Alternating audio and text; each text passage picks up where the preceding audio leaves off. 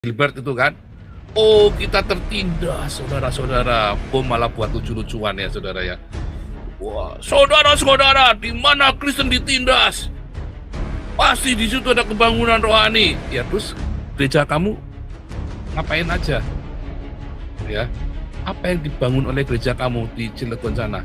Apa bikin jemaat di Cilegon? Apa gereja kamu bikin cabang di Maja sana? Bikin apa gerejamu sekarang di Cilegon sana?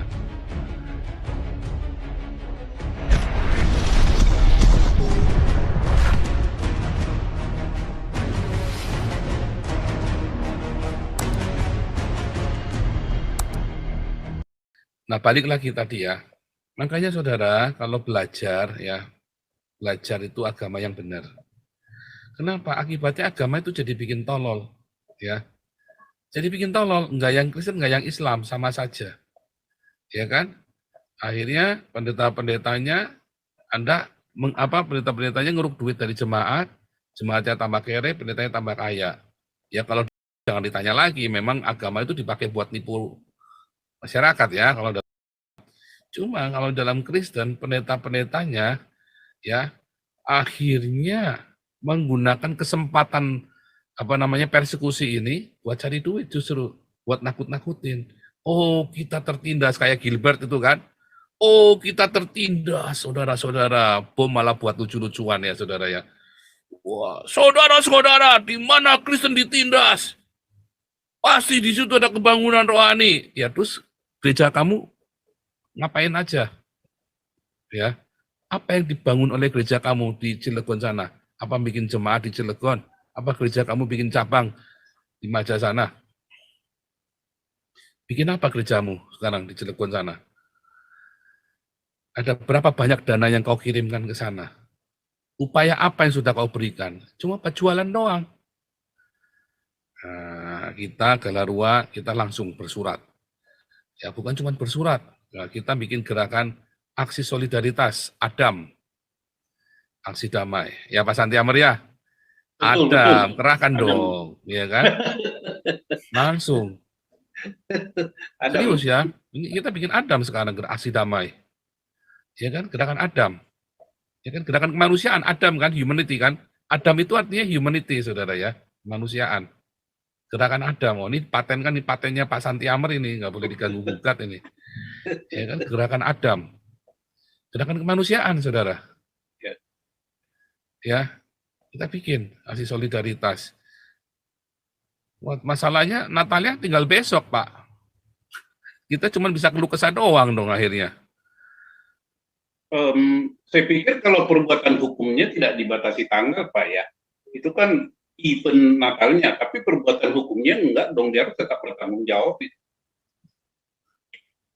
Ya, terus nanti Bupati Lebaknya cuma tinggal minta maaf doang. Oh, nggak bisa, nggak minta maaf. Nggak bisa, boleh minta maaf, hukum tetap jalan kan. Tetap harus diproses ya, karena ya dia ada mencegah orang beribadah ya. Iya, tahun depan gimana lagi? Saya akan bilang, saya menerima maaf Bu Ibu, tetapi hukum tetap jalan. Itulah kami, Galarua. Kasih mengalahkan segalanya, termasuk kebencian Ibu. Kami kalahkan dengan kasih, kami memaafkan. Tetapi akui dulu kesalahanmu. Anda kan salah ini mengeluarkan. Ya, nanti dia cuma tinggal minta maaf doang. Jangan Anda minta maaf. Anda mengakui kesalahan dulu, salah enggak? Salah, minta maaf. Lah iya, bikin terbuka, baru kita maafkan. Mana bisa ada pengampunan kalau tidak ada pengakuan, Pak? Saya mau tanya dulu. Kalau sudah minta maaf, diampuni begitu lolos dong. Oh, nggak bisa. Nggak bisa, Pak. Itu kan logika mereka. Banyak logika mereka yang pada miring, salah, nggak bisa. Oke. Pemberian maaf itu harus mengakui salah dulu. Kan gitu Pak Pastor, pengajaran daripada teologi kita. Baru diampuni, ada hukuman tetap jalan. Itu filosofi Galarua itu, Pak. Ini tambahin mungkin Pak Paul sedikit mengenai cara ini ya. Kembali lagi kan selalu yang jadi masalah di Wakanda ini kan SKB 3 menteri itu.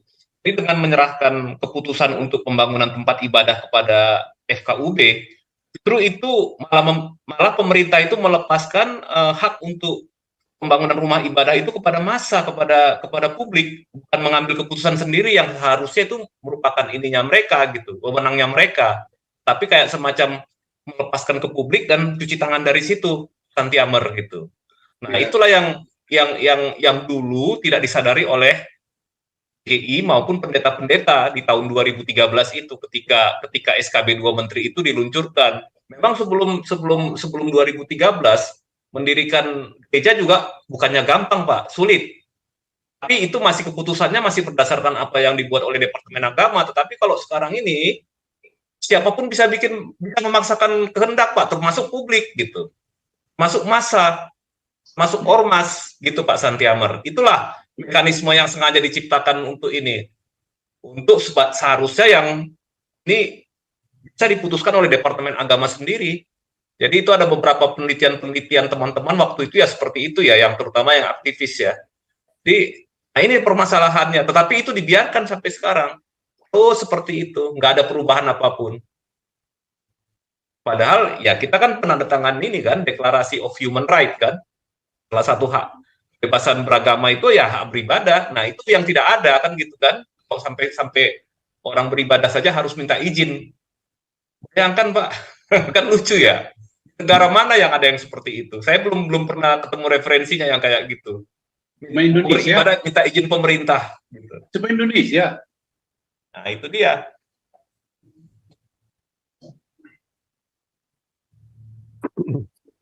Nah itu Pak Andi udah mau bicara itu. Silakan Pak Andi.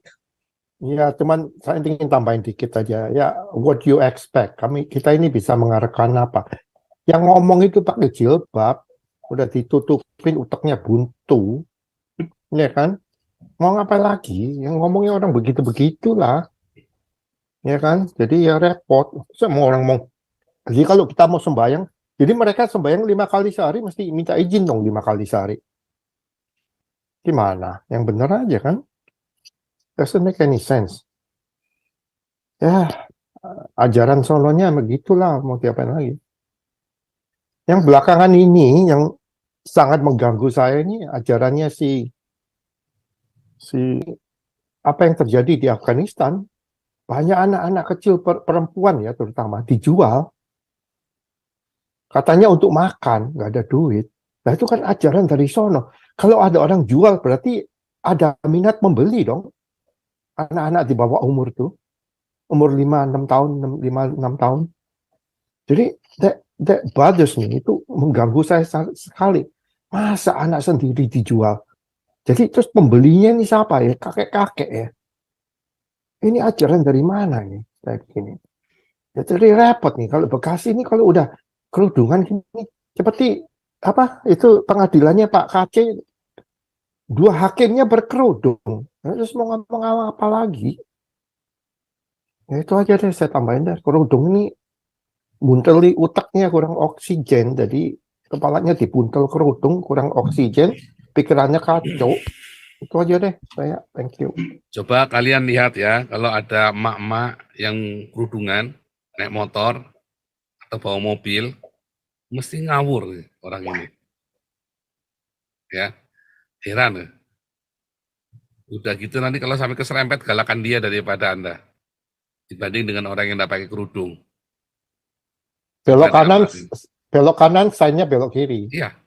Bukan cuma itu saja, pokoknya itu terus ngeyelin minta ampun pakai kerudung ini. Ya, amatin deh. Ngeri ya. Kacau. Nah. Pokoknya begitu ada naik motor, disalip sama Anda lagi naik kendaraan, disalip sama orang berkerudung, Anda hati-hati jangan deket-deket. Pokoknya kalau sampai ada apa-apa sama dia, Anda jadi ruwet aja pokoknya. Saya di Palembang pernah ya, di Palembang begitu ya. Waktu saya di Palembang, ya ada orang kecelakaan begitu kan. Saya mau nolong saudara. Silakan tabrak lari ya, tabrak lari saya mau nolong. Ya. Lalu yang nuduh saya orang berkerudung saudara. Kamu yang nabrak ya, Cina. Udah ngajar nggak saudara?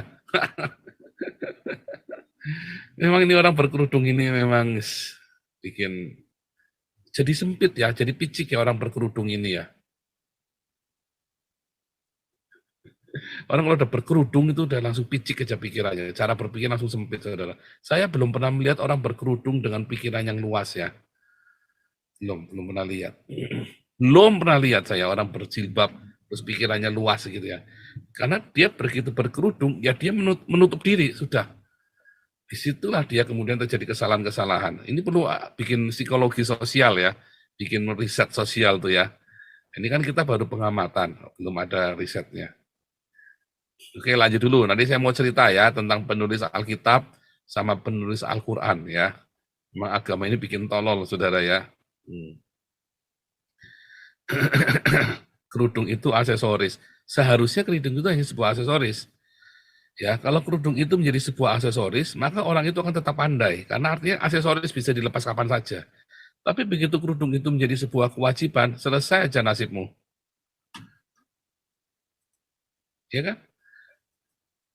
Begitu kerudung itu jadi sebuah doktrin, dogma, selesai aja nasibmu. Langsung jadi kutu kupret. Kayak profesor siapa itu yang nyium tangannya, yang di itu ya, dukun yang di Lombok itu ya, dicium tangannya yang suka menggandakan uang. Menteri loh, sekelas menteri loh. Sekelas menteri loh, jadi tolol. Ya kan? Lanjut dulu, lanjut.